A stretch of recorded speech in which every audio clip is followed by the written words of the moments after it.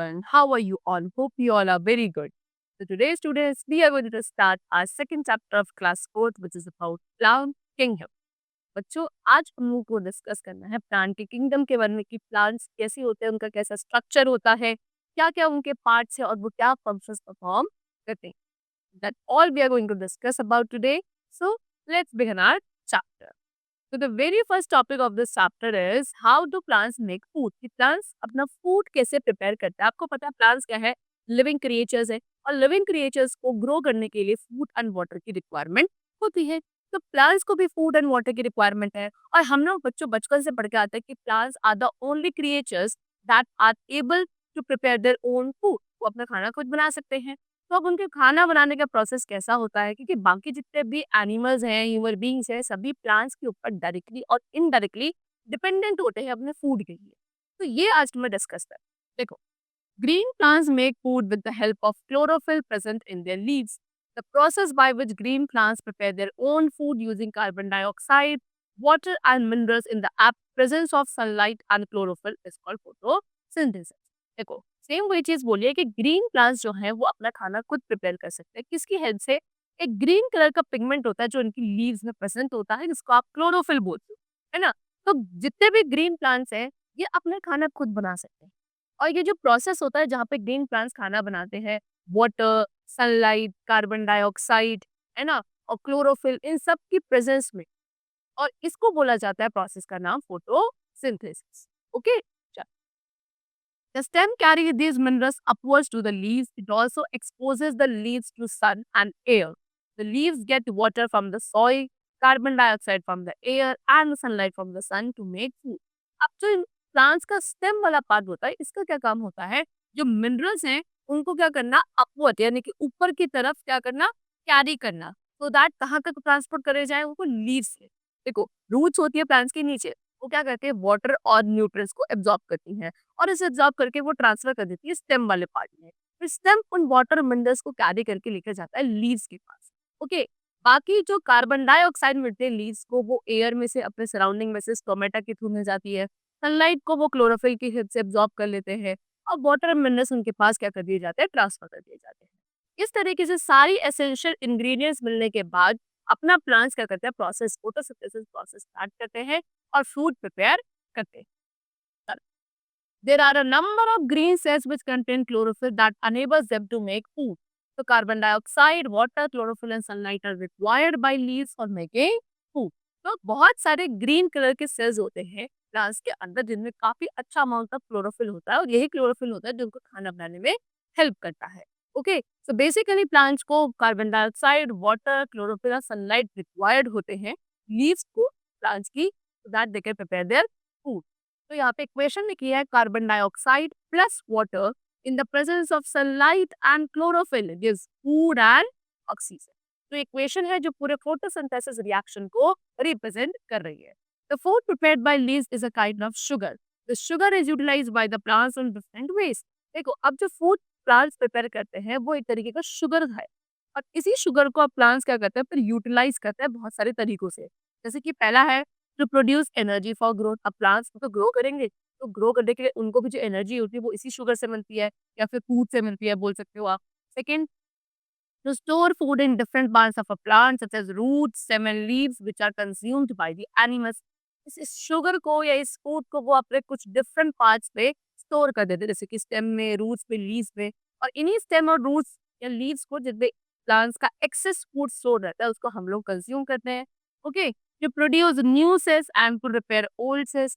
New cells produce करने के लिए, ओल्ड सेल्स की रिपेयरिंग के लिए भी यही शुगर कंज्यूम करा जाता है, यूटिलाइज करा जाता है by the plants. Now we come to the topic structure of a leaf. अब लीफ का स्ट्रक्चर कैसा होता है? सबसे पहला पार्ट है लीफ का leaf blade. Okay. The flat part of the leaf is called the leaf blade. It helps to trap the maximum amount of sunlight. Leaf का जो बच्चों फ्लैट वाला पार्ट होता है उसको आप लीफ ब्लेड बोलते हो. ओके.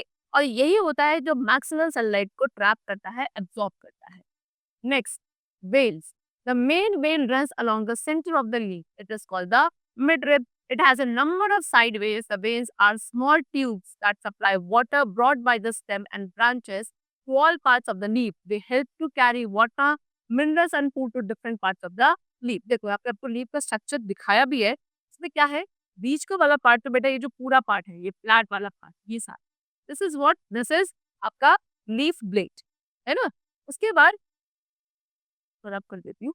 अब देखो, सेंटर वाला जो पार्ट है ये, इसको बोलते हो आप वे, ठीक है, ये आपकी नेल वे है। और इससे फिर छोटी-छोटी बहुत सारी देखो इस तरीके से वेव्स निकलती हैं। इनको बोलते हैं हम side waves. Okay, main wave आपके सेंटर में होती है, उसके बाद ये साइड वेव्स होती है। ये वेव्स क्या होते हैं? ये वेव्स होती है छोटी-छोटी सी ट्यूब्स, जो वाटर को, मिनरल को, फूड को ट्रांसपोर्ट करने में हेल्प करती है। जो वाटर स्टेम कैरी करके लाते हैं, उसको लीफ तक पहुंचाने का काम इस वेव्स का होता है। हर एक लीफ सेल तक ट्रांसपोर्ट करने का काम होता है। ओके, चल नेक्स्ट, stomata. Stomata के the leaf has minute pores or openings called stomata. There are more stomata on the lower surface of the leaf. Air enters the leaf through the stomata. Water vapor is released through the stomata. अब leaf के ऊपर छोटे छोटे से pores या openings होती है जो हमको ऐसे विजिबल नहीं होती है, लेकिन वो छोटे छोटे से पोर्स या ओपनिंग्स को आप क्या बोलते हो? स्टोमेटा बोलते हो। आप लीफ का जो लोअर वाला सरफेस होता है उसमें ज्यादा स्टोमेटा प्रेजेंट होते हैं। ठीक है, एयर का जो एक्सचेंज होता है प्लांट्स के अंदर या लीव्स के अंदर, वो स्टोमेटा के थ्रू होता है। एक्सेस ऑफ वाटर को वाटर वेपर की फॉर्म में जो रिमूव किया जाता है from the plants, that is also done by the stomata. Okay, now the next part is petiole. Petiole क्या होता है? देखो, द पेट्योल और the stalk of the leaf attaches the leaf blade to the stem. It helps in the supply of water and food similar to the stem. Petiole क्या होता है? Leaf का stock वाला पार्ट होता है नीचे, जो क्या करता है, एक लीफ को किसके साथ, उसकी स्टेम के साथ अटैच करने में हेल्प करता है, उसको आप पेटियोल बोलते हो। उसके अलावा पेटियोल का फंक्शन क्या है? वाटर एंड फूड की सप्लाई करने में हेल्प करता है, जैसे स्टेम करता है उसी तरीके से। Same. Next is stipule. Stipules are small leaf-like pear that are found at the base of the petiole of many flowering plants. Stipule क्या होता है? काफी सारे ऐसे फ्लावरिंग प्लांट्स होते हैं जिनके पेटियोल के बेस पे छोटे छोटे से लीफ जैसे पेयर्स होते हैं, उनको आप स्टिप्यूल्स कहते हैं। सब में नहीं होता, कुछ फ्लावरिंग प्लांट्स में देखने को मिलता है, वो भी पेटियोल के बेस वाले सरफेस। ओके, चल, now we come to test for starch. Starch क्या है?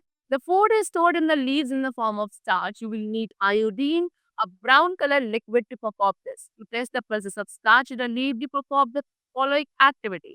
Sunlight is necessary for photosynthesis. Plants cannot make food in the absence of sunlight or at light.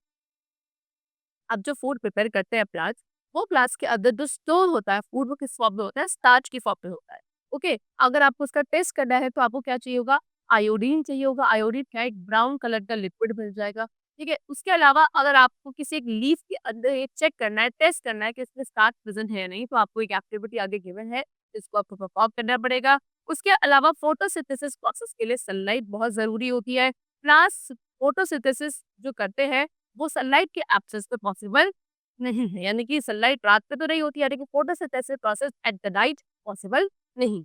Okay, चलो, अब यहाँ पे आपको एक एक्टिविटी गिवन है, ठीक है, उससे आप ये प्रूव कर सकते हैं। देखो, cover a leaf attach to a plant with tape at 2 points as showed in the figure given. देखो, यहाँ पे आपको फिगर गिवन है, इसमें क्या करा है इन्होंने? लीफ के को टेप से क्या करते हैं, 2 पॉइंट से इस तरीके से कवर कर दिया। Okay, keep this plant in a dark place for 24 hours. फिर इस प्लांट को आपको कहाँ रखना है? 24 आवर्स के लिए कोई डार्क प्लेस पे रखना है। यहाँ पे देखिए, जहाँ पे अंधेरा हो। Now plug this covered leaf at another leaf of the same plant. अब आपको क्या करना है? एक तो ये जो आपने कवर कर रखी थी ये लीफ इसमें से निकाल ली है, और एक दूसरी लीफ भी इसी प्लांट में से आपको निकालनी है। Now boil both leaves first in water and then in alcohol for few minutes to remove chlorophyll. अब दोनों ही लीव्स को उसके बाद आपको बॉईल करना है, पहले पानी में और फिर उसके बाद अल्कोहल पे कुछ मिनट्स के लिए, दैट इसमें से सारा क्लोरोफिल रिमूव हो जाए। Put few drops of iodine solution over both of them. अब इन दोनों लीव्स पे आपको थोड़ा सा क्या डालना? आयोडीन सोल्यूशन की ड्रॉप्स डालनी है। The second leaf turns completely blue while the trapped one remains green at the places for where it was trapped. देखो, जो सेकंड लीफ थी वो पूरी तरीके से किसमें? ब्लू कलर में कन्वर्ट हो गया उसका कलर, जबकि जो आपकी पहली वाली रीत थी जिसमें आपने टेप लगा रखी थी, है ना, वहां पे उस प्लेस पे ग्रीन ही रहा जहां पे आपने इसको टैप करना था। तो this shows that tape portion did not get sunlight and hence was not able to produce the star. इससे क्या पता चलता है कि जो टेप वाला पोर्शन था उसको सनलाइट नहीं मिली, और सनलाइट नहीं मिली तो उसके अंदर स्टार्च का प्रोडक्शन नहीं हो पाया। This indicate that sunlight is necessary for photosynthesis.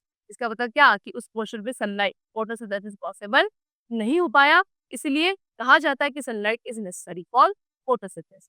Now we come to the topic energy giving food. All living things need energy to stay alive and to perform day-to-day activities. This energy comes from the food they eat. Plants and grasses are the main sources of food for humans and animals. Men and animals need energy to talk, run, play, etc.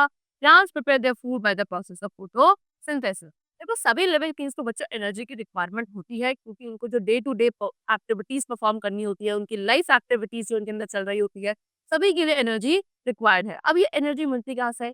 ये energy मिलती है उस food से जो कोई भी एक living being खाता है। ओके, प्लांट्स और जो ग्रासेस हैं ये सभी एनिमल्स और सभी ह्यूमन के लिए मेन फूड सोर्सेज होते हैं। ठीक है, मेन और एनिमल्स को क्या एनर्जी चाहिए? बोलने के लिए, हंसने के लिए, चलने के लिए, काम करने के लिए, जितनी भी एक्टिविटीज आप करते हो उसके लिए एनर्जी की रिक्वायरमेंट होती है।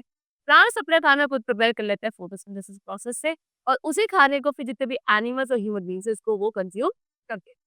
नाउ सम अनयूजुअल प्लांट्स, अब कुछ अनयूजुअल प्लांट्स के बारे में आपको यहाँ गिवन है। देखो, some plants like mushroom, croton, and mold are unusual plants. These plants cannot make their own food because they do not have chlorophyll as they are non-green plants.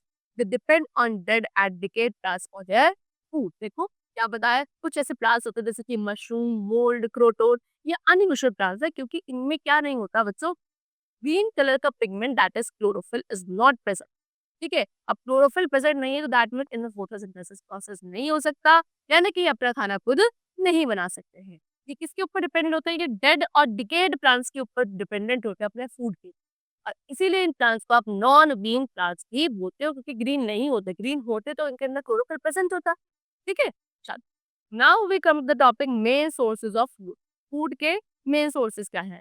Plants are the basic source of food for all living things. The food prepared by a plant is stored in different parts of it, such as the stem, roots, fruit, seeds, and leaves. Now we come to the topic main sources of food. Food के main sources क्या है? Plants are the basic sources of food for all living things. The food prepared by a plant is stored in different parts of it, such as the stem, roots, fruit, seeds, and leaves. देखो, किसी भी living thing को जो food की requirement fulfil करी जाती है बच्चों, वो प्लांट्स के थ्रू होती है, क्योंकि जो प्लांट्स फूड प्रिपेयर करते हैं वो कहाँ? अपने पार्ट्स में, डिफरेंट बॉडी पार्ट्स पे स्टोर कर देते हैं। फॉर एग्जाम्पल स्टेम में, रूट्स में, लीव्स में, और उन्हीं स्टेम और रूट्स को हम डिफरेंट फॉर्म में खाकर अपनी फूड रिक्वायरमेंट फुलफिल करते हैं। Such as sugarcane is a stem of a grass which is used for preparing jaggery, that is good and sugar. देखो sugarcane क्या होता है? गन्ना। वो क्या है? किसी एक ग्रास की स्टेम होती है जिसको आप क्या बनाने के लिए? जैगरी यानी कि गुड़ जिसे आप बोलते हो, उसे बनाने के लिए, शुगर बनाने के लिए यूज करा जाता है। व्हाट? Sugar cane. और वो एक स्टेम वाला पार्ट होता है प्लांट का। Carrot, radish, etc. are the roots that we eat. Mango, apple, etc. are the fruits that we eat. Almond, groundnut, etc. are the seeds that we eat as food. Spinach, cabbage, coriander, etc. are the leaves that we eat as food. क्या बता रहे हैं? देखो carat, reddish, ये सब क्या है? ये प्लांट की रूट्स होती है जिनको आप खाते हो, है ना? उसके अलावा आपका मैंगो, एप्पल, ये क्या है? प्लांट के फ्रूट्स है।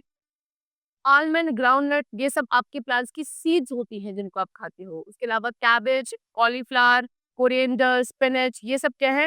आपके कॉलीफ्लावर आपका फ्लावर वाला प्लांट होता है जो आपको खाते हो आप प्लांट का एज़ अ फूड, है ना? और कैबेज, कोरिएंडर, स्पिनच, ये सारे आपके क्या है? लीव्स होती हैं प्लांट्स की which we eat as a food. तो आप देखो कि प्लांट क्या करते हैं, अपना जो एक्सेस फूड होता है उसको अपने बॉडी पार्ट्स में ही स्टोर कर देते हैं। ठीक है? Now, grasses like paddy and wheat are called cereals. We get flour from cereals to make chapati. Rice is boiled to prepare rice dishes. देखो, जैसे कि पैडी, व्हीट, ये क्या है? ये ग्रासेस होती हैं, है ना? इनको हम सीरियल्स बोलते हैं। इन्हीं सीरियल से हमको फ्लावर यानी कि आटा मिलता है जिससे आप चपाती बनाते हो। उसके अलावा राइस को बॉईल करके राइस की सारी डिशेस बनाई जाती हैं। तो we can say that plants of the grass family are the main sources of food for human beings and animal. हम ये कह सकते हैं वो सारे प्लांट्स जो ग्रास फैमिली को बिलोंग करते हैं, वो सभी एनिमल्स के लिए, सभी ह्यूमन के लिए मेन फूड सोर्सेज होते हैं। Okay, now plants and animals need each other. कैसे? Plants and animals are dependent on each other in the following ways. Plants are eaten by animals as food. आता है ना, plants को animals खा लेते हैं as a food. Then plants give out oxygen, animals take in this oxygen to breathe. Plants oxygen देते हैं और एनिमल्स इसी ऑक्सीजन को एज अ इनहेलिंग या ब्रीदिंग प्रोसेस के लिए यूज करते हैं। Animals give out carbon dioxide when they breathe. Plants taking this carbon dioxide to prepare food. उसके बाद animals carbon dioxide gas release करते हैं जिनको प्लांट्स अपने फोटोसिंथेसिस प्रोसेस के लिए एब्जॉर्ब करते हैं।